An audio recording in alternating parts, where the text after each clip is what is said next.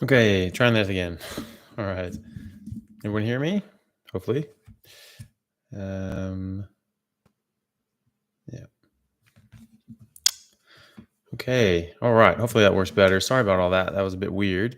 It just wouldn't let me use the right camera, and then it locked me out completely. So I had to restart it. So sorry about that, guys. But thank you very much. Thanks everyone who is coming on. Hopefully, hopefully that we can answer everyone's questions and everyone has a good time. So we had some questions that have been submitted. Thank you again to everyone who submits the questions. If you want to ask a new question, just put it up in the comments. If I'm not seeing it, because obviously people talk and things scroll down. So if I don't see it, just someone flag it or something like that, or copy and paste it again, just to catch my attention if you can. Someone did get a haircut. Yes. And yeah, so just trying it, I don't know, just got it a little shorter than normal. But I don't know, I kind of like it. I don't know, I think it's kind of funny to have your beard and hair sort of all the same length.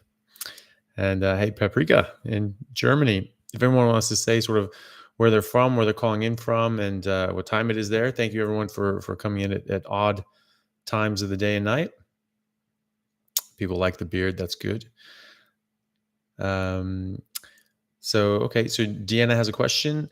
Genuine question on carnivore diet. If plants are bad, then why do almost all medications come from plants or plant compounds? This crossed my mind a few days ago, and I'd love to understand more. Good question.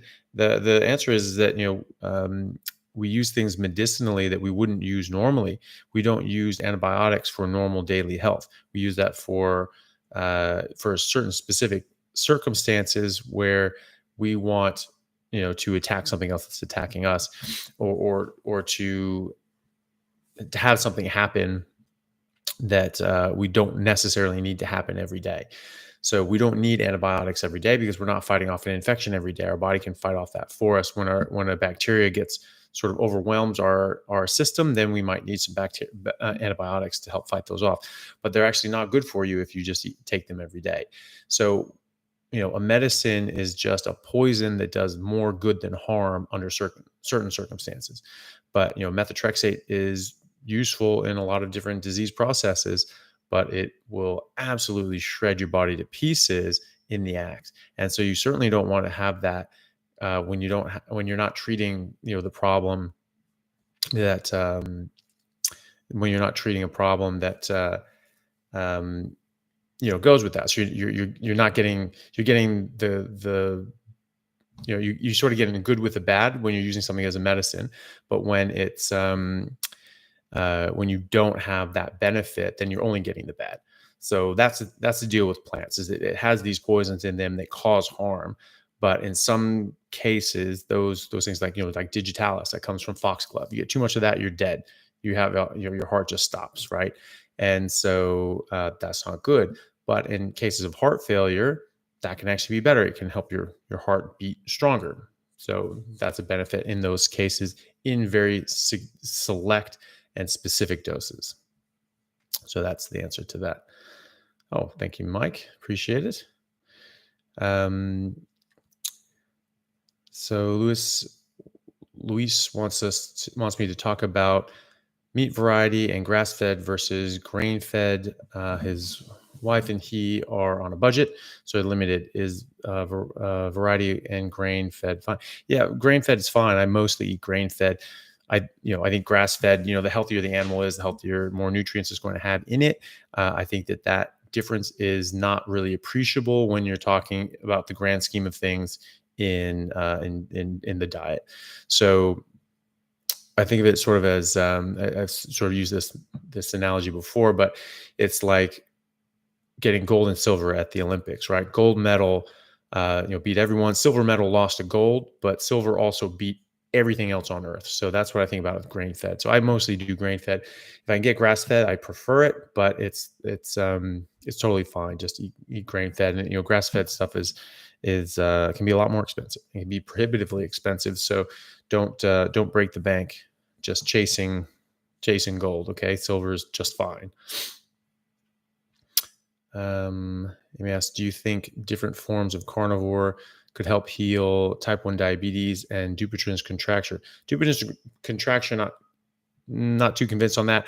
That's just like sort of scarring of your tendon, from different things. But I, I would hesitate to guess if that's gonna get better just with dietary changes, but it wouldn't get worse anyway, which is a good thing. It's a start anyway.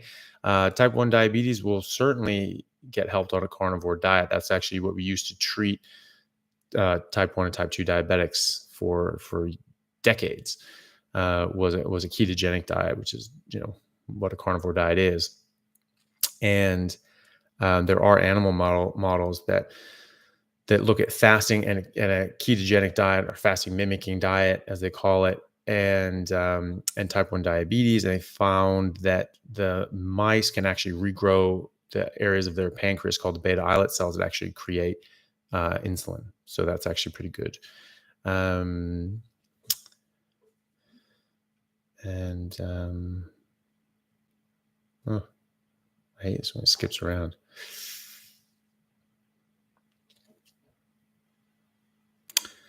So Tommy asks, I had an incomplete spinal cord injury 15 years ago. Anything else besides carnivore that will help with recovery or new cell growth? We don't have too much in the way of technology that will help that. There are some interesting things being done that they're trying to use electrodes that will sort of bridge that gap between like spinal cord injuries. It's it's still in the infancy stage. Maybe one day we will be able to do that. But at the moment, it's not. There's nothing on the market anyway that I know of. So I think just do the best you can and be as healthy as you can, and that's going to get you a lot further than other places. But I would start with that anyway. So his question. So Charger Mopar says, question, as a 39-year meat-based eater, I have never experienced constipation. Why do people think that eating red meat is going to cause constipation? I don't know where that came from originally, but I mean, it's, like in the 1980s, everyone was getting constipated because they stopped eating fat. And then they said, oh, you have to eat a bunch of fiber. And I think it's probably just because we actually absorb red meat very well. And so it's just like, if you're just eating a lot of red meat, like things don't really come out. And you're like, oh, I must be constipated, because if it doesn't come out, then that means it's, stuck somewhere. That's what people think. So that's wrong. But but if you're on a carnivore diet, you're not going to get constipated unless you're not eating enough fat. That's what I found.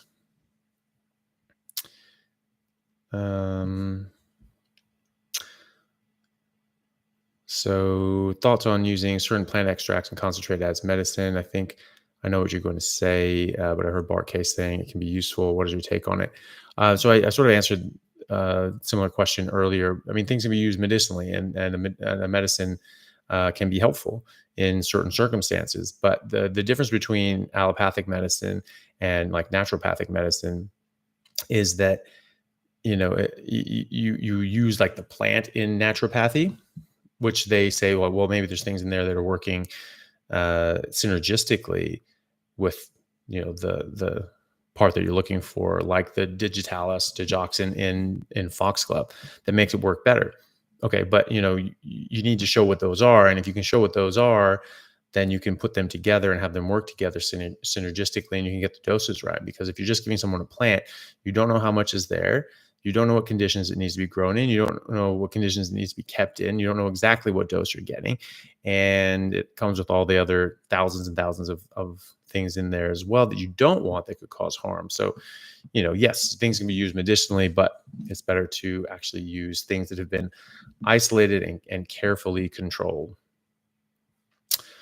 All right. So I'm just going to do some of the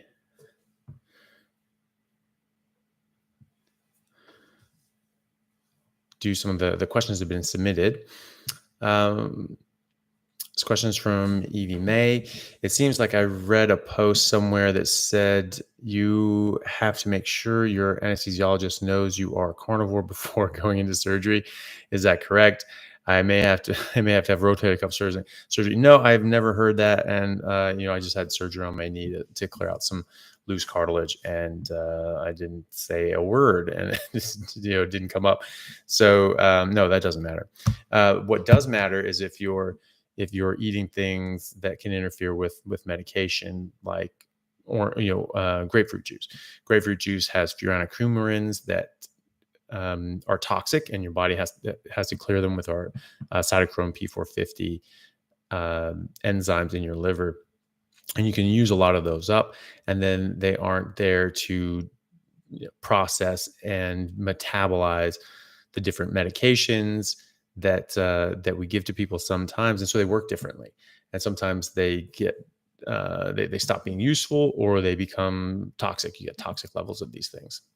So that's a thing. But eating carnivore, no, that's not a thing. It's just people trying to scare you. So don't worry about that. Ray asks, I have done some reading on how poor nutrition, mainly from agricultural and processed food revolutions, stunted people's jaw development, leading to malocclusion, jaw problems, and deviated septums, all of which I am now trying to get fixed to improve my health alongside carnivore. I remember Dr. Chaffee mentioned tongue ties at some point as part of this, and I actually had mine released earlier this year. Would love some discussion on this. Maybe a good idea for a future post or podcast. Yeah, so tongue ties are something that I've learned about more recently, being associated with or attributed to poor nutrition early on. And so that's seen an increase in tongue ties, which can be very, very detrimental to a child's development. That's when the frenulum, I think, underneath the tongue is sort of stuck down, so they can't really lift their tongue up, and they can't speak properly, they can't pronounce words properly, they can't nurse properly, they can't do all sorts of things. And so you have to, depending on how bad it is, you need to get it released early on. And it's becoming a growing problem, apparently. So I don't know too much about that, but there are other people that do. That I know some people that have worked with that specifically, and they said that this is going up and up and up, and it has been shown to be caused by eating the wrong thing and not having proper mouth development, chewing all the right things, and things like that have to do with jaw and teeth development, as well as just the nutrition that you're getting in. But yeah, after the agricultural revolution, the fossil record is very clear that our jaws became smaller, our teeth became more crowded. They had a lot of cavities and plaque and tartar and decay. You did not see that before then. Think of animal teeth. They're just white or maybe a bit yellowed, but they're healthy, and they don't have gum disease, and they don't have tooth decay and things like that. They never brush their teeth. How unnatural is brushing your teeth? I'm all for brushing your teeth. Don't get me wrong. I brush my teeth every day, but this isn't something that's normal in the wild, right? So our microbiome, our oral biome, and our physiology protect our teeth from just rotting and decaying. So if your teeth are going to rot and decay, that means something's going wrong. You're eating something that you shouldn't. You're sick. There's something happening that's bad, right? Because that you lose your teeth in the wild, you're done. You can't eat. You're dead, right? I mean, we see that now. You have to have dentures. And, those don't just show up out of nowhere. So if animals were doing this, they'd just be dying out, within a few years of life. And that's obviously not going to happen, not going to work. Oh, well, thank you very much, Mike, for that. So yes, 26, under 15% body fat, train 5 to 6 days a week, high intensity interval training. Have had higher blood pressure since I was 14 on blood pressure medication. Standard dose is 150 and low BP. Yeah, okay. And should I ditch the medication? Carnivore for 6 months, no issues with kidney or heart, etc. Probably can. Look, there are other causes of high blood pressure that you need to get checked out. If you're having high blood pressure at 14, that suggests that you're in that category of like you have things like pheochromocytomas that they're just pumping out adrenaline, and you'll just have really high blood pressure. It's generally not that well able to be controlled, but it's something that needs to be checked out.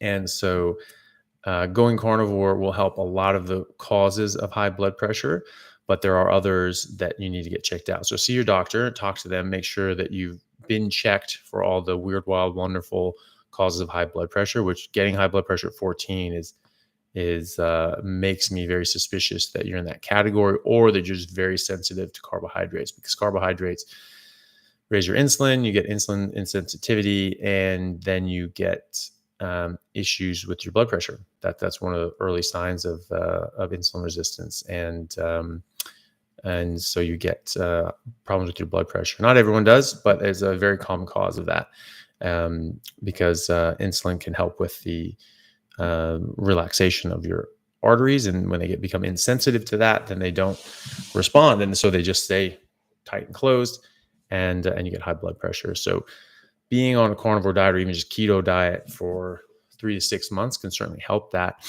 130, you're sort of in a good range, but you're sort of at the upper end of the good range. You can try coming off of it, but I would definitely check for those things first, and check for those causes of high blood pressure, and just see your doctor about that. And then after that, you can try coming off of it, and see what your blood pressure does. I would check your blood pressure at sort of the same time of day and same conditions every day, and just keep a track, keep a log, and then you'll be able to see. Okay. So from Ray, oh no, sorry, we already did that one. And from Kim, I've been trying to gain extra weight and build muscle, so I've added lunch each day. Okay. I had been eating a large breakfast and evening meal for the past 18 months. Would you agree with this, or is it healthier to eat twice per day? I think you eat as much as your body's asking you to eat. I think it's good to eat until you're full. I tend to get a bit lethargic if I eat until I'm full, and so for me, that works better if I do that later in the day, or even at night, and then I just tired and I just want to go to sleep.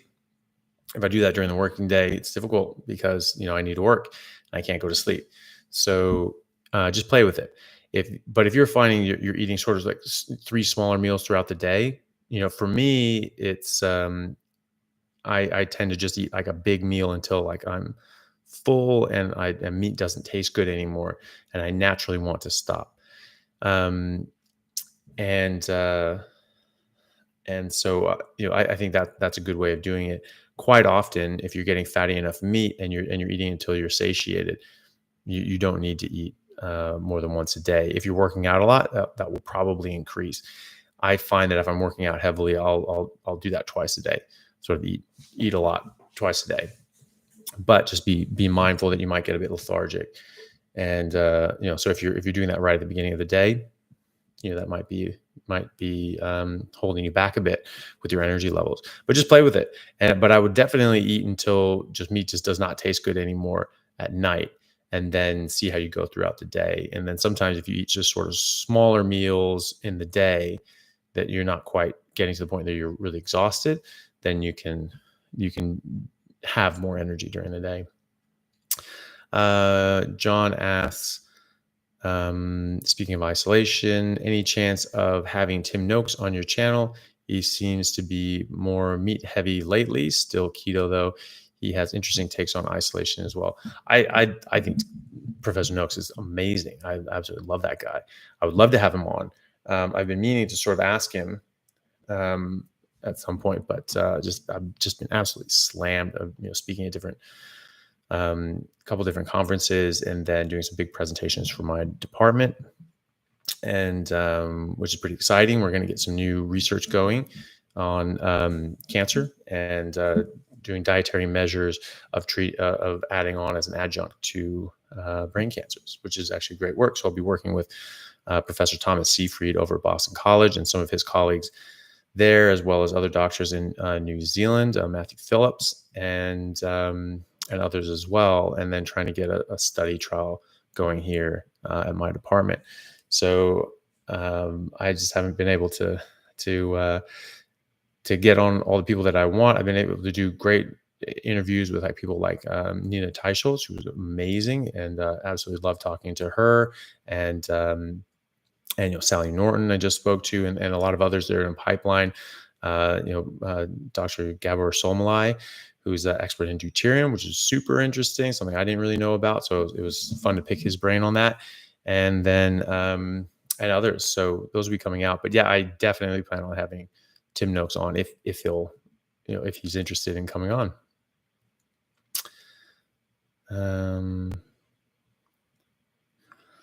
So sorry, let's see, read one of these.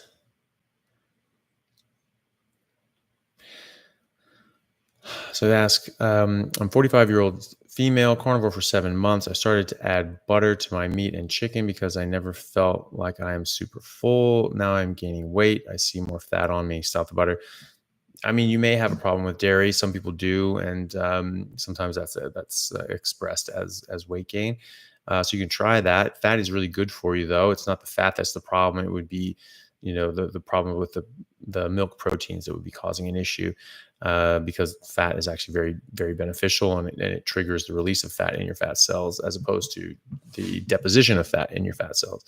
So I would still try to eat until you're full. Still try to get a good fat content, but you can try eating fatty meat and just doing it that way, or supplementing with like beef tallow, grass-fed beef tallow instead of butter, and see how you go, because it could be that you're reacting to the milk proteins. Let's see. Okay, another question from Kim. Can you talk about folate again and maybe go deeper into explaining folate levels in blood, B12, etc.? Also, the intrinsic factor in digestive enzymes,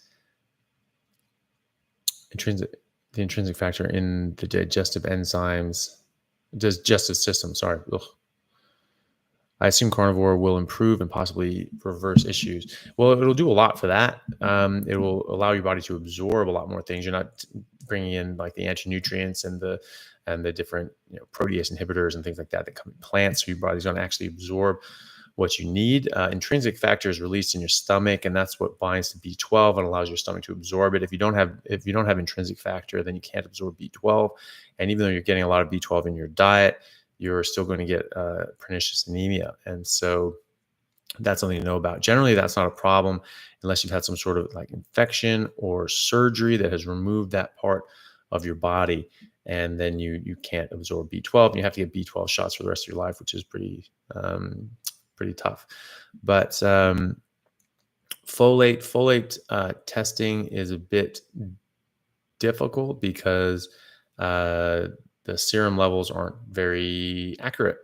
And so you really have to check your red blood cell, your erythrocyte folate levels, because that's where it's active. It's active in the cell. And so you want to check the levels in the cell.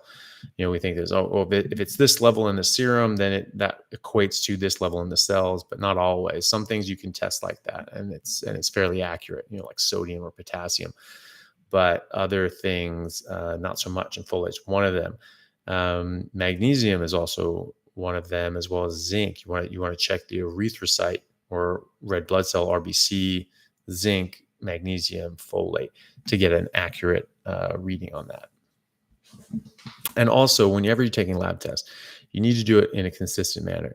The best thing to do is have the same time of day, same fasting status, same hydration level, right? So what we recommend in our clinic is first thing in the morning, sort of between 9 and 11 in the morning, fasting, don't eat anything that morning, and probably don't eat anything after 10 o'clock the night before, and then drink at least 2 glasses of water and no more than 4 glasses of water. Okay, so you're having consistent hydration, fasting, and timing. That's going to give you more accurate tests. And a test is only as good as a retest. You get one test and go, oh my goodness, this thing's off or this thing's whatever. Well, it could be just a glitch. It could be something just weird that day. So in 6 to 8 weeks, you get a test again and you check it again. If everything's accurate, or everything's consistent, well, then you have pretty good basis for saying that's what your levels are. So I would do it that way. And then you obviously have to look at how you're doing these tests as well, because people just check for folate, they don't realize you need to check it in the cells. So Raymond, thank you very much for the super chat. Says Dr. Smith says you need some soluble fiber to get rid of bile, and that is the reason why long-term carnivore will not work. What is your take on that? I think that he is assuming a fact that's not in evidence, as they say in law. Why do we need to get rid of bile? I mean, he's saying that we need soluble fiber to get rid of bile. Okay, well, soluble fiber does bind bile, and it will get rid of it. Why do we need to get rid of bile? Bile is not a waste product. But your body makes bile on purpose. It expends energy and nutrition and resources to make bile. So why are we just assuming that bile is bad for us? The reason that people said that you should eat fiber to bind bile and to get rid of bile is because cholesterol is used in bile. Cholesterol is used in a lot of things. Every single cell in your body is made out of cholesterol. The cell membrane of every cell in your body is cholesterol. Nearly every hormone in your body is made out of cholesterol. Vitamin D is made out of cholesterol. Testosterone is made out of cholesterol. Estrogens, progestogens, cortisol, all the hormones made out of in your adrenals, and all the steps in between. There are like 27 steps between cholesterol and testosterone. Every single one of those steps is an active hormone in your body. Every single one is made out of cholesterol. But we've said that cholesterol is bad for us. So let's do all these things to reduce our cholesterol. And bile is made out of cholesterol. That's one of the things that bile is made out of, including your brain, by the way. And so the idea was that you should eat soluble fiber to bind the bile, and this would lower your cholesterol. And it does. But is that a good thing? Well, no, actually, because all of those studies saying that cholesterol was bad for you have been shown to be fraudulent. And that's you guys can look at my my video that I did on YouTube and my podcast called "The Hard Facts About Cholesterol and Heart Disease." And I talk about all the studies and the hard evidence that shows that this was fraud. And I give the links in the description so you guys can you can check for yourself and see this is just a matter of record now that this was fraud. The USDA fraudulently claimed that cholesterol caused heart disease. We know that, and because we have the contract between the sugar companies and the head of the USDA, he was a professor at Harvard, and we know how much they got paid. We know how much the sugar companies paid this absolute monster to lie and falsify records and data and studies to make it look as if cholesterol caused heart disease when it was really sugar. They paid him $6,500 back in the 1960s. That's it. That's worth $50,000 in today's valuation. So that's what his soul was worth, and that's what the health of the world was worth to him. So when you have things based on a false preposition, you have to throw everything out and start from scratch. And so that's one of them. You say, oh, well, we need to eat fiber so that you can bind bile, so that you can reduce fat or reduce cholesterol. But cholesterol was not actually the problem that it was. Throw it out. So if you're worried about your cholesterol, then sure, eat some fiber. You'll reduce your cholesterol. I am not worried about my cholesterol. In fact, the only worry that I have is that I don't have enough cholesterol, because it's actually super good for you. All the studies are showing that people with higher LDL cholesterol live longer, live healthier. And so I'm just fine keeping my bile because it's physiological and it's there to absorb fat, which is a necessary nutrient. Question, what do you think about using coconut oil for its MCT, and is there any MCT found in animal products? Yeah, there's a lot of MCT. That's medium chain fatty acid or medium chain triglycerides. So medium chain fatty acids. These are good. These are necessary for a lot of different things. Your body actually can absorb them pretty easily. Your body needs bile to absorb pretty much all fats except medium chain fatty acids. A lot of medium chain fatty acids. I don't know if it's all of them, and but it does a good job at absorbing those. Otherwise, but the vast majority of fat goes out of your body unless you have bile to absorb it. I don't think you need coconut oil. I don't think you need any plant oil at all. I think that that you'll get everything you need from meat. You just eat naturally, and your body will do the rest. There are MCTs in meat. I don't know the exact proportion versus coconut oil, but I don't much care. There are other things in coconut oil and these plant oils like plant esters that what's it called? Basically plant cholesterols, and they sort of bind to these same things, and they replace some of the cholesterol. You don't absorb this cholesterol, and it sort of is like a mimic or an antagonist. So this is what people say. It's like, oh, you should eat these. You should eat almonds because, or these other sort of plant plant cholesterols, because your body doesn't use them in the same way, and it sort of displaces cholesterol. But it's the same thing again. Cholesterol is not bad for you. You don't want to lower it, and so that's the thing. So it may have MCTs in it, but it's going to have things that you probably don't want. It's going to screw with your cholesterol and other sorts of things as well. So I don't have it anyway. If you want to, it's not as bad as like other things like olive oil, certainly like canola oil and all that sort of garbage. But I just stick with meat, fat, lard, all that stuff. From Jared, Dr. Kiltz mentioned in his interview with you about the glycobiome and glycobiology. Do you have anything to say about this topic?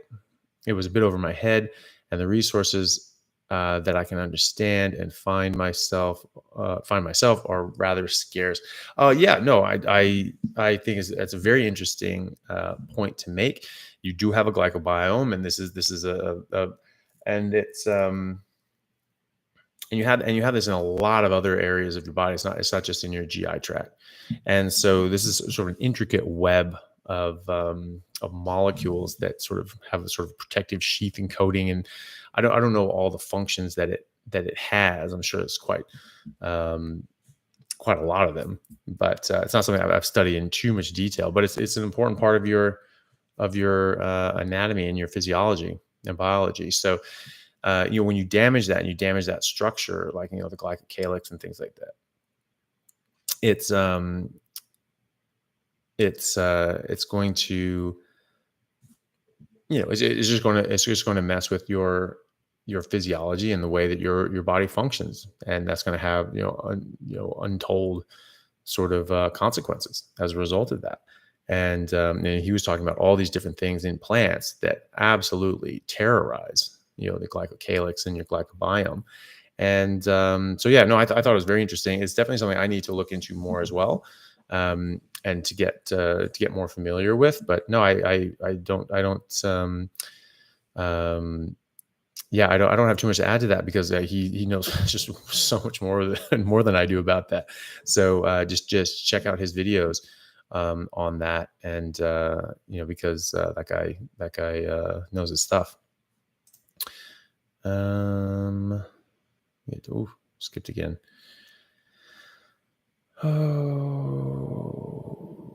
So question is, any way to replace the fat in your body made from vegetable oils you ingested faster?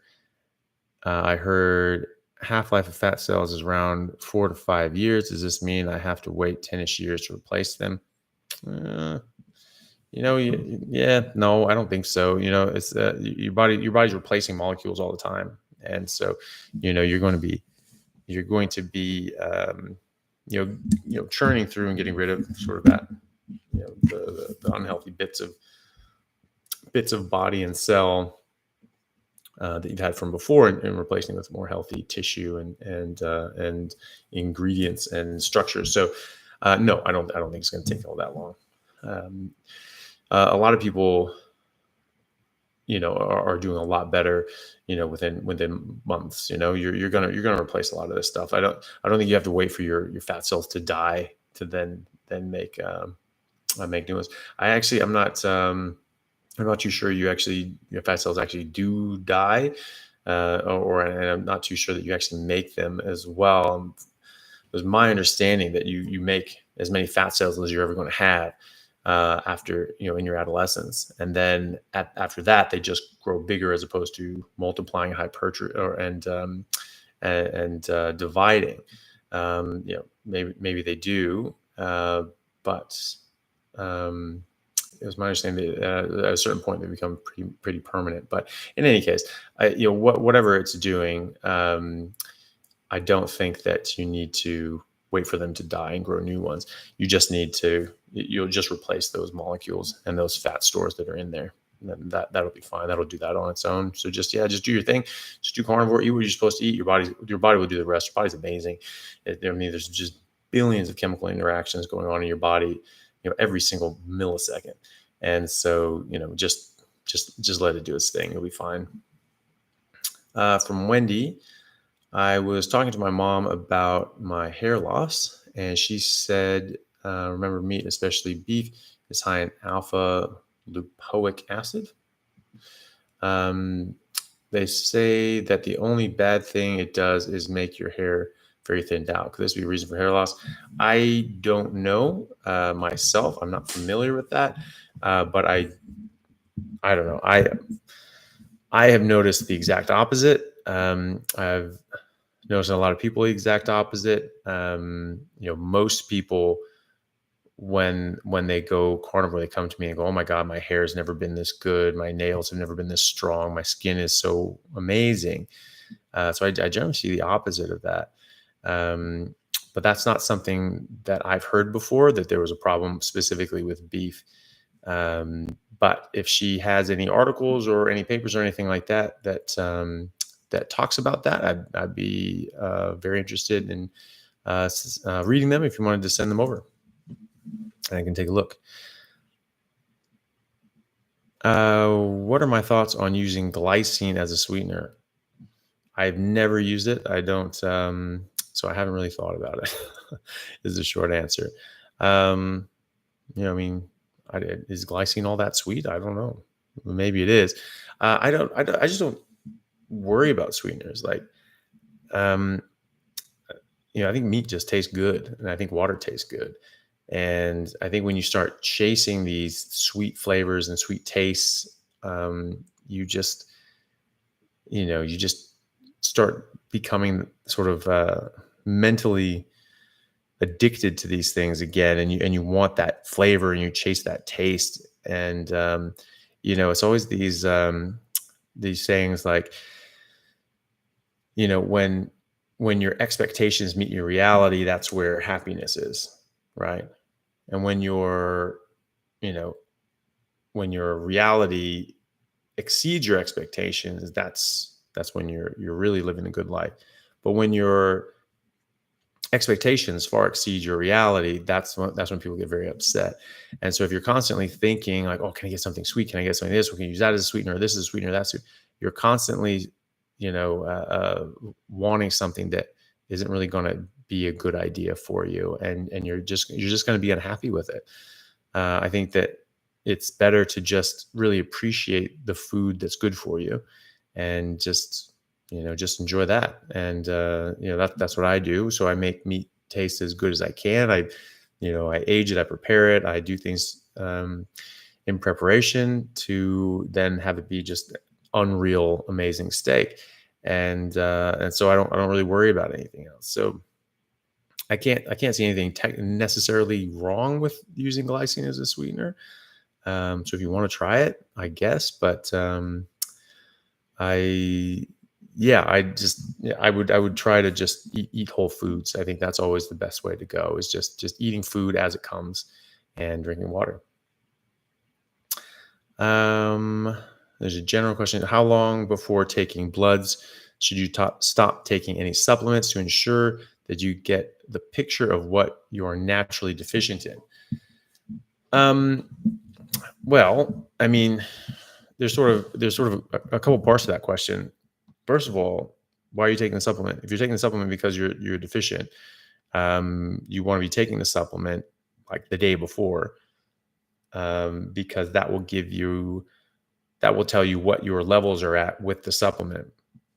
If you want to just stop taking the supplement and see what you're doing normally, it depends on the supplement. It depends on what you're doing. If it's like a vitamin or a mineral, if it's fat soluble versus water soluble. But giving it a good sort of 6 to 8 weeks probably be perfectly fine for anything. And so that's what you could do. If it's sort of water soluble things, you probably don't need to wait more than a couple weeks. But you can, if that's what you want to do, if you want to come up with supplements to see if you actually even need to take the supplements, which I think is a good idea. I think that you shouldn't take supplements unless you have a diagnosed deficiency in something. And so yeah, you try like 6 to 8 weeks off of the supplements and then check it from there. So there you go. And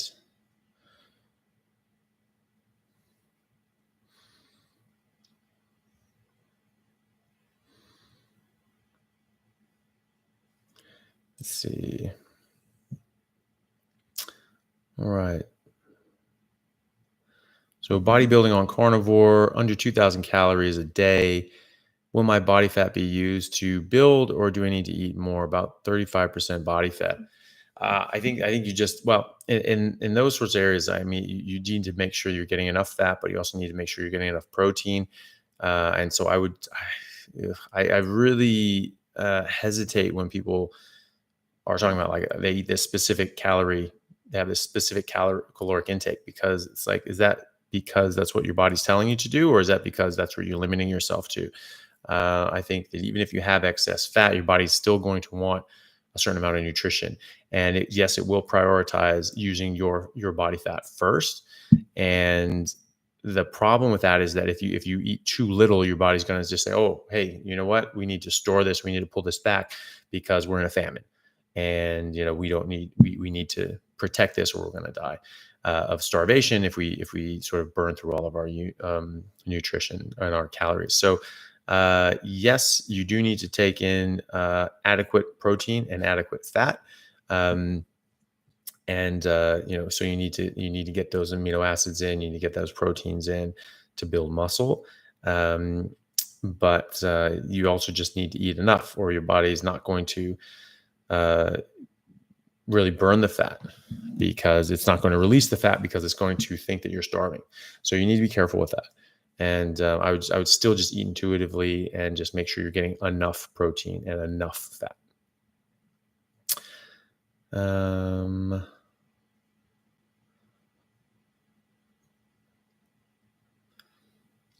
Yeah, I agree with that. Christian said, as long as you're eating enough macros, fat, and protein, you don't need to worry about the number of calories. I agree with that. So Andy asks, any advice on inducing bowel movements, please? I have stopped getting them, so it's hard to go due to my very sedentary lifestyle because of illness. I eat high fat meat and eggs only. Well, I mean, how long is it going between each one? It's like, it's very normal to only go once a week and have there not be that much. And if you're not eating like a lot of gristle, then you're gonna go even less. Because you're going to absorb basically everything that you eat if you're not eating gristle, if you're only eating meat and you're not eating the gristle. So I would just be patient. If you're getting enough fat and your stools are soft, then you're not constipated. So it doesn't matter how long it takes before they go. I think people get very caught up in, oh, I have to go. Why do you have to go? Are you in pain? Is your stomach bloated? Are you vomiting? Have you stopped passing wind? Because those are all signs that you have, an obstruction. And then, oh my God, you need to go and you need to take a laxative and get this thing unblocked. But that's not happening. If your stomach's flat and you're not bloated and you're not in pain, why do you need to go? Eat enough fat, things will go. Trust me. And but I just don't worry about it. Is basically what you should be. Is the long and short of that. Thank you very much, Luis, for the super chat. It's very kind of you. 1 year on strict carnivore, 1 year old on strict carnivore, would long-term negative affect his insulin sensitivity? That if he chose not to do carnivore anymore when he grows up, would that be terrible for him? Absolutely not. That'd be the best thing that you ever did for him. That is my firm belief that humans really are carnivores. This is how we are designed, and when you eat what you're supposed to eat, especially when you're developing, you are going to develop better, stronger, larger, more intelligent. Your brain will be bigger and it will work better, right? Because it'll have better, stronger, faster connections. Okay. Those are all benefits of a carnivore diet, especially when you're developing. It's so important. And so I would definitely do that. And no, it's not going to affect his insulin sensitivity. This is something that's been going around. That's a bit silly. They think that they say, well, you have to eat carbohydrates because you have to have this metabolic flexibility and you have to sort of go back and forth. That's not the case. You can. This is all derived from some studies that showed that if you're not eating carbohydrates for a long period of time, and then you do a glucose tolerance test, which is how they test for diabetes and insulin resistance, that you take that glucose tolerance, glucose hit, right? Big sugary drink, and all of a sudden your glucose spikes, right? Your blood sugar spikes because your body's not able to handle it. Oh my God, this person's diabetic. Oh, they just can't handle it. Keep doing it because in a couple of days it's dead normal. And in fact, they have better control because your body is more sensitive to the insulin. What's happening physiologically, and this is something that Professor Bickman relayed to me, was that when you don't eat carbohydrates, when you're eating carbohydrates, your body actually preloads your pancreas with ready-made insulin because it's expecting that next hit of sugar, right? Of carbs. And so it's just ready to go because high blood sugar is deadly. It's toxic. And so your body's just like, okay, no, we got to be ready for this. Attack is coming. We got to be there. And so when you're eating carbs, it just hits it out there. Fine. When you're not doing that, your body's like, oh, thank God, we can just be normal. And then all of a sudden a bunch of glucose comes in. Your body, oh, okay, all right. So it makes the glucose and it takes a while for that to catch up. But then when you keep doing that, then it just it will start preloading your pancreas with insulin. So after a couple of days, you're actually better off than other people that are just eating carbs all the time. So no, it's not bad for him. No, it will not screw with his insulin sensitivity. I think it's absolutely the best thing you could do for your kid, and that's exactly what I will be doing with my kids when I have them. 100%. There will not be a single plant product in my house, and in a 10-mile radius if I can help it. Yami asks, and thank you very much, Yami, for the super chat. I appreciate it. Any reason I'm getting bloated on a carnivore diet? I eat OMAD after weight training, then drink water. How do I fix this? That's a good question. I mean, I need to know a few other things. I need to know exactly what you're eating and exactly when you're eating it as well. How long you've been doing this. The background you come from previously, if you're having any dairy, if you're having fruit or honey or any of those sorts of things, any fiber at all will make you bloated. Coffee, all these things will mess with your digestion. So generally people have the opposite issue with that, or not even an issue. They have the opposite phenomena, which is they never get bloated and all of their bloating stops. So I would start with that. If you're eating anything besides just meat, eggs, and water, then I would stop eating those things and just stick with meat and water. And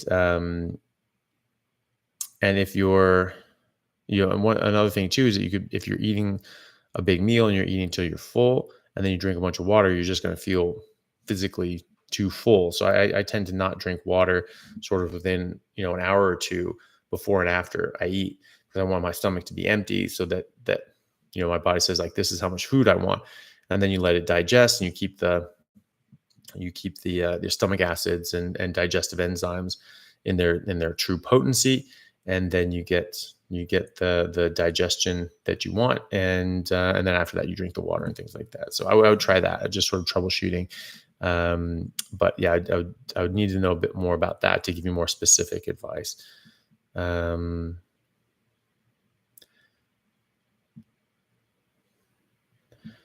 So I eat deer meat and beef in the morning.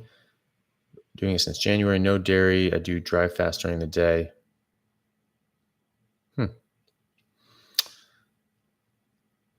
Okay. And absolutely nothing else. Well,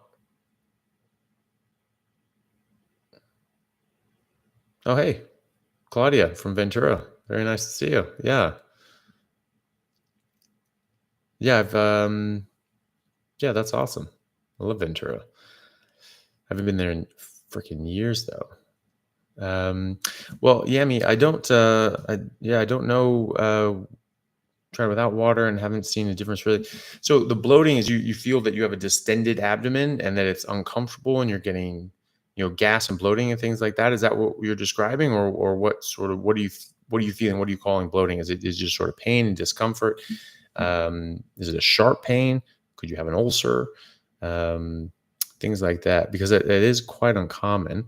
And if you're just eating meat, which it sounds like you're doing everything right, then it's a bit of a mystery. There might be something else going on, like stomach upset, like gastritis, or maybe an ulcer or something like that. Something that when you eat, you end up bothering yourself by doing that. And Luis, thank you very much. Super chat, Luis, my favorite carnivore guy. Thank you, Anthony. Thank you. Appreciate it. Yes, it's visually bloated and it feels very uncomfortable. No pain, just very tight. That's very odd. That is very, very odd. Something's not agreeing with you, right? So I just change up what you're eating. Try things that aren't doing that to you. You can try eating later in the day. I certainly feel better when I don't eat in the morning. That's just me. So maybe you could try that, or not eating as much, and eating different things. I would just play around with it, because that's abnormal. Most people have the opposite issue. So I would try that. Obviously, get rid of any plant that exists in your life, any dairy that exists in your life, anything besides just raw or whole meat and water, and then play around with it and try different meats and see if something's not reacting. Oof, it always skips around.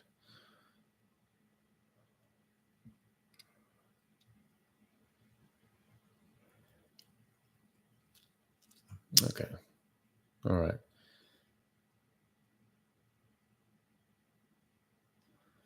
Okay. Any other questions? I think that's it for the email questions.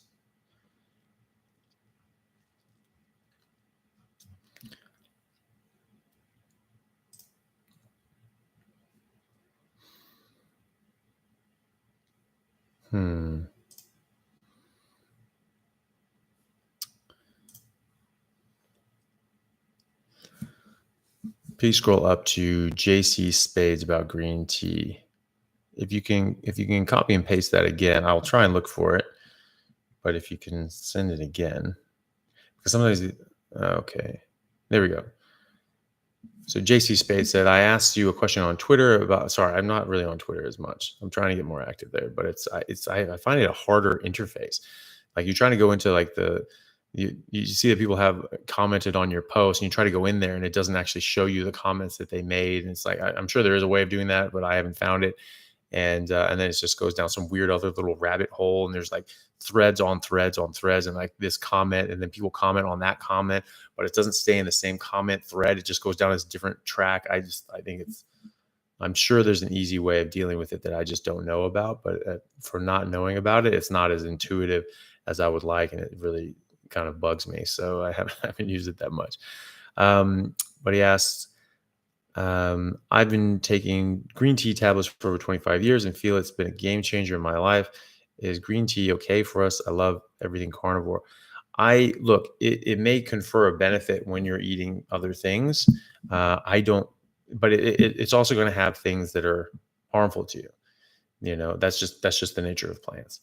And so I think it would probably benefit you to come off of it if you're on a carnivore diet. Maybe it makes you feel better when you're eating other things, and that sort of all mixes together, and on on the whole you feel better adding that in when you're in that situation. But if you're just eating meat, I don't think you need it, and I think that it will have things with it that cause harm.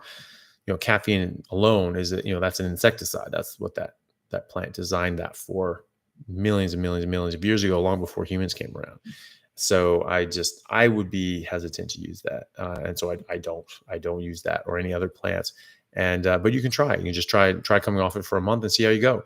And if you think that it adds something to your life, then fine. I think that it will probably detract more than anything. So Senator McGuire, thank you very much for the super chat. I appreciate it. Is a real senator? I don't know. Tell me. Looking for recommendations on ending my Pepsi addiction. Drinking 1 liter a day. Everything else is water and beef. Carnivore for 12 months. Lost 60 pounds. Awesome. Very good. Weight is stable. Thank you for the vids. From Las Vegas. Awesome. Well, thanks for joining in. Yeah. So, I mean, it is an addiction, right? So like caffeine is addictive and sugar is very addictive. So these are things that are going to, compound the problem and work together to make it difficult to stop. But, that's a lot, that's a lot of sugar. It's a lot of caffeine, and there's a lot of other chemical, slop in there that you really don't want as well. I think you could try weaning down and just, limit yourself to sort of half a liter a day for a week or two, and then down to, just 1 Pepsi a day, like a 12-ounce can of Pepsi a day, and then you just stop. I'm sort of like I don't really do things in half measures myself. And so usually I feel better. I stop. I've made a decision. You have it in your head. I'm just going to stop. Another thing is that if you're having cravings like sugar cravings, carb cravings, that if you just eat fatty meat, sometimes that can help suppress the urges and the cravings. And so just like when you're like, oh, I really want a Pepsi, have some eggs, or have some beef. Really, yeah, beef. Usually you do beef and water, which is awesome. That's definitely a way to go. And looks like you're doing great. You've lost 60 pounds. You're keeping your weight stable. That's awesome. I think you'll increase your your results and how good you feel by getting rid of the Pepsi as well. So make a plan and stick to it. So it's one of the 2 ways: either half a liter for the next week, drop down to 1 can for a week, and then stop, or just stop right now. And but mark it on your calendar. Whatever you do, write it down, write in your calendar, say, this is what I'm going to do. These are the days I'm going to do it. And then you just do it.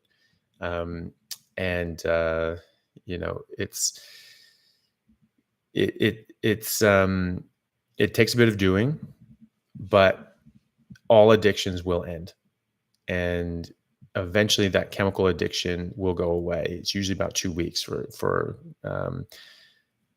caffeine. You can get headaches and be symptomatic for a few days. It generally doesn't last more than a week. And then you don't even really get the cravings after about 2 weeks. Sugar can be 2 to 3 weeks. For me, it was about 2 weeks. That was about it. Most people find that as well. Some people have cravings and sort of really sort of want it longer than that, and so you just have to be mindful of that. But you need to stay strong. Also remember, if you're getting cravings, it could be your brain just telling you that you're hungry. especially after the chemical addiction, after those sort of 2 weeks are gone, because sometimes we just don't eat enough on a carnivore diet because our hunger signals are different and we haven't relearned them yet. We haven't paid attention to them enough. And so sometimes it just goes, your hunger signals sort of come in as cravings. Your brain's just saying, "Hey, get energy," And so just remember that. And so if you're having cravings going forward, just remember that could be what that is, and just try eating meat first, and drinking water and things like that. Hopefully that helps.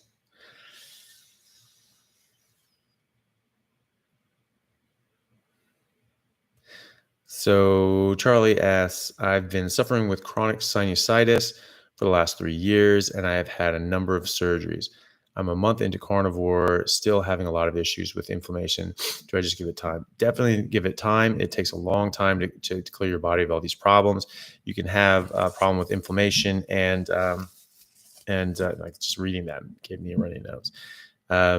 You can have problems with inflammation, but it goes away. It does go away. Pathological inflammation goes away. Absolutely does. But all these issues take time, and chronic sinusitis is an absolute beast to get rid of. It can get into the bone and just sort of just sit there and just keep coming back and keep coming back. So you just need to be mindful of that. And but going carnivore is going to help your body. It's going to help your immune system. And if you need some extra help with like antibiotics and things like that to clear it, then they'll work better anyway. So yeah, just keep doing what you're doing and just give it time and let your body heal. And hello from Texas. Hey, how you doing? American 1020. Carnivorous 4 months in. Let's go. Awesome. Good job. I bet you're feeling awesome at the moment. That's like sort of like the sweet period where you're just coasting and feeling your best. So that's great. Barico says, no more diabetic, no more hypertension, no more migraines, no more sinusitis. The list goes on. Awesome. That's absolutely fantastic. Yeah. So I love seeing that, where it's just, people's lives are just getting so much better. And that's really, really good to see. So I'm glad to see that.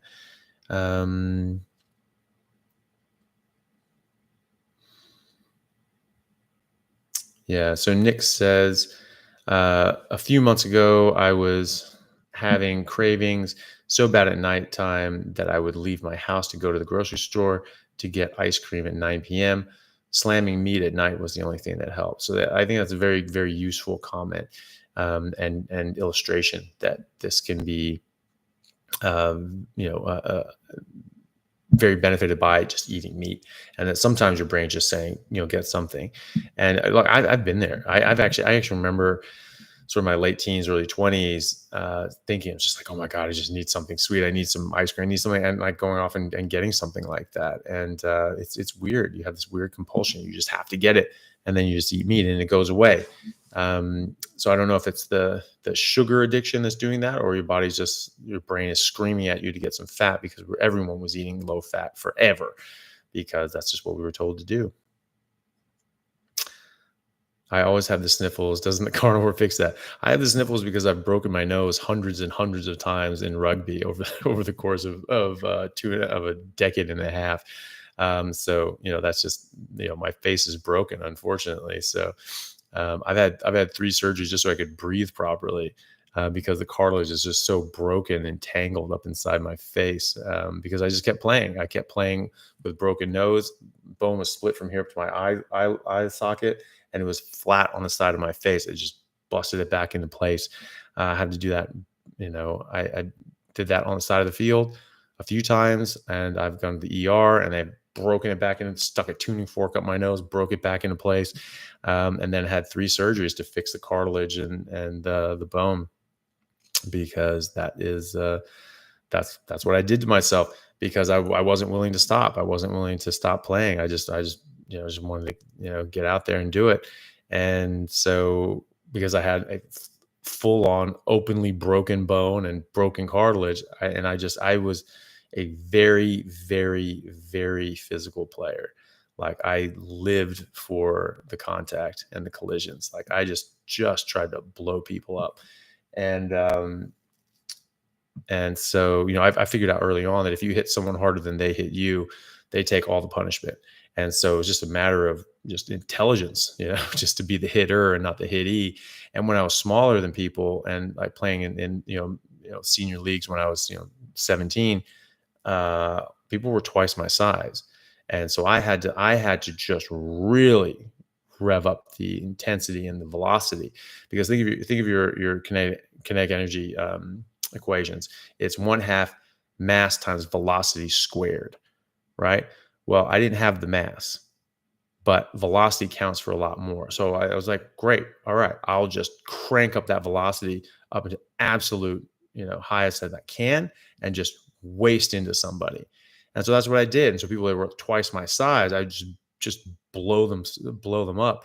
And then when I started growing into my frame and getting bigger and getting heavier and being one of the bigger guys out there, I still had that mentality of just trying to just destroy people. And, so it made for some big collisions, and which was fun. It was fun to do and fun for people to watch. And, but because of doing that, I'm just shattering my face, all over the place. But yes, I always do have the sniffles, because it's not always, but if I get like a little bit of allergies or something like that, it's very easy to do it because my nose just doesn't clear properly. JV highlights. I wish I had them. I have some highlight tapes. A lot of them just got because it was like I was doing most of this like before things were really big on the internet, with people putting a bunch of clips and things like that on there. And a lot of games, especially like the US games, like they just didn't get recorded. A lot of these games didn't get recorded, and so there were a lot of things actually on the internet for a while. Um, and then I remember checking them, a few years ago, and I just couldn't really find it for whatever sites they were on. They'd just been taken off. They weren't like on. I don't think they're on YouTube, not under my name anyway. I don't think. Um, but yeah, so there used to be a lot more than there are now. But yeah, I don't know whatever websites had them up. They're not maybe not in use anymore. I don't know.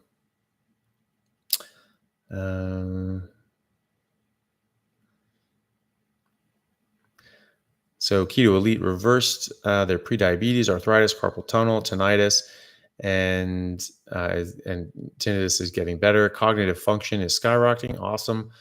And thanks to all your wonderful content I am sharing with everyone. Well, thank you very much. I really appreciate that. I'm really glad that it's helping and that you're having such good results. And I appreciate you sharing things up with people, and hopefully it helps them as well, which I'm sure it will. Carson has Hashimoto's. When to taper off the L-thyroxine, that should be dictated by your blood tests. So it will happen. Your Hashimoto's will get better. Hashimoto's can take a little longer than other things. It takes longer than Crohn's and ulcerative colitis. However, it does happen. It does get better, and just be patient with it. But check your bloods, and if you're feeling a bit jittery and like you're having too much thyroid medication, then that's the time to get another blood test and say, hey, what is this doing? Another good marker is reverse T3. You can get your doctor to ask for a reverse T3.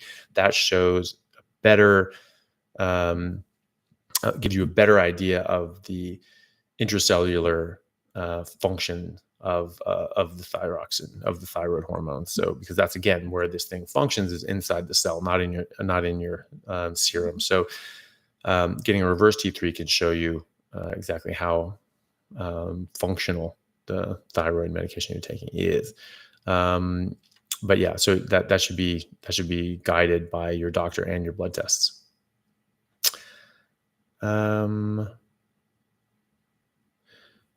Charge more. So you said you responded to my request for an interview a couple of times, but never got a response. Maybe the email systems have failed.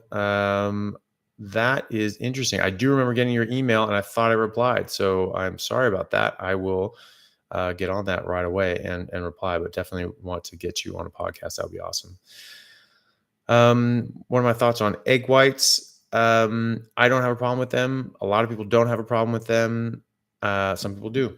And so, especially people with autoimmune issues. A lot of people with autoimmune issues for some reason have problems with egg whites.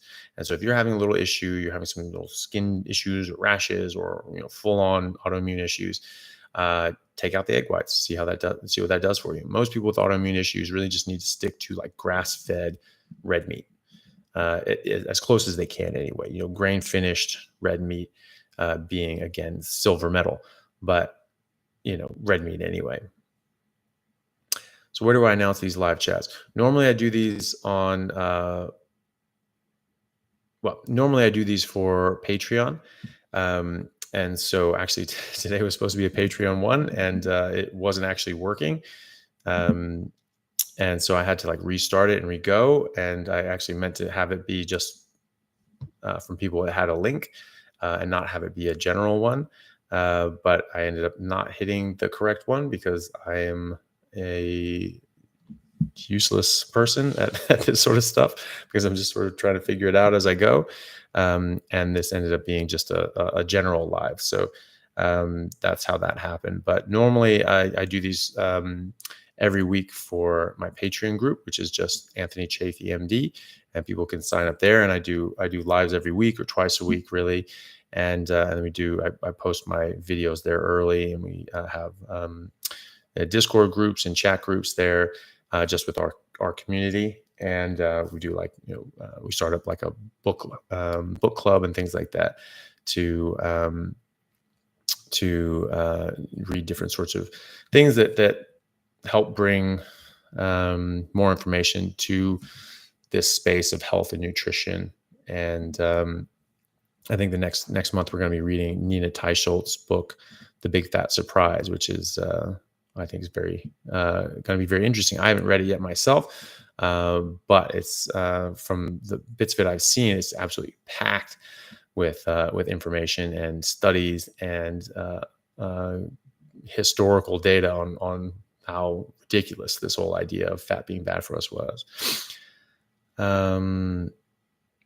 So CJ saying they are, I don't know if, sorry, CJ, I don't know if you're a guy or a girl, I apologize. They are obese, high cholesterol, HBP, high blood pressure, I'm assuming, type 2 diabetes and thyroid. What do you advise? I would advise eating nothing but red meat and only drinking water and letting your body heal, because all of those issues are caused by having eating the wrong things. High cholesterol, in your case, probably is bad because it's damaged cholesterol from the sugars and other toxins. But if your cholesterol sort of changes a bit, as long as your HDL is going up and your triglycerides are going down, then don't worry about anything else. But you need to be strict red meat and water, really for the rest of your life, but at least for the next 2 years, so that you can really just get rid of this stuff, or at least the next year. And then you can make your decisions from there. If you want to start eating the things that got you back in that place in the first place, then that's your business. But that's how you get rid of that, is you stop eating the things that put you there and you start eating the things that your body actually needs, which is fatty meat and water. And Mad Max, hey, thank you, Max. I really appreciate the super chat. Very generous of you. Thank you. Great info, Doc, and thank you for your time. Thank you. I really appreciate it. Thank you guys all for taking your time out to watch my live. If you want to do more of these, then check out my Patreon page. It's just AnthonyChaffee MD. We do these every week. We do these twice a week generally, and we do a lot more than that as well. And so hopefully we can get a lot more of these lives going as well. I can't do the public lives all that often, just for time commitments, but I always make it a point to do this with my Patreon groups and answer all the questions that they have. So yeah. So all right, thanks guys. I do have to wrap up because I've got another appointment. I'm doing sort of a live thing with it's like a sort of an interview sort of thing with CrossFit USA. We're doing like a project where we're doing working with sort of two groups of people, and there's like a carnivore group, and they're exercising and checking all their metabolic markers and things like that. And I'm helping them coach that. And then we're doing like a thing tonight. And so that starts in sort of the next sort of 10-15 minutes. So I got to go get ready for that. But people can go check that out. If you go to what is it? CrossFit USA on Instagram, there's some links there, and you can come check that out. And then we'll do some more lives another time. And yeah, hopefully everyone liked that. I will answer this because Hack Night Tide did sort of get this one in under the buzzer. Thank you very much for the super chat. Should we be worried about bacon? My girlfriend thinks pork is poisoning me, and I source all my pork from a local farm. No, pork is not poisoning you. There have been no confirmed cases of trichinosis in the pig, farmed pig in America in over 20 years. And I would imagine that's the same in other Western countries as well. Bacon can have sugar added, so just look at the packet and just see if it has any sugar added, or maple bacon. Obviously, that's going to have sugar added. But if it's just naturally cured bacon without sugar, like I know Pedersen Farms does, sugarless bacon, and so you can get that. But yeah, no, the pig and pig fat is not bad for you. Okay, Wild Bill. Well, thank you very much, Wild Bill. He said, thank you, Anthony. You've helped my ankylosing spondylitis tremendously, among other things. Cheers. That's awesome. That's something that I really like to see. That's a nasty, nasty issue. I actually have a friend of mine that I work with in neurosurgery. He suffers from that as well. And I've been really hopeful that he sort of takes this on himself and fixes his issues.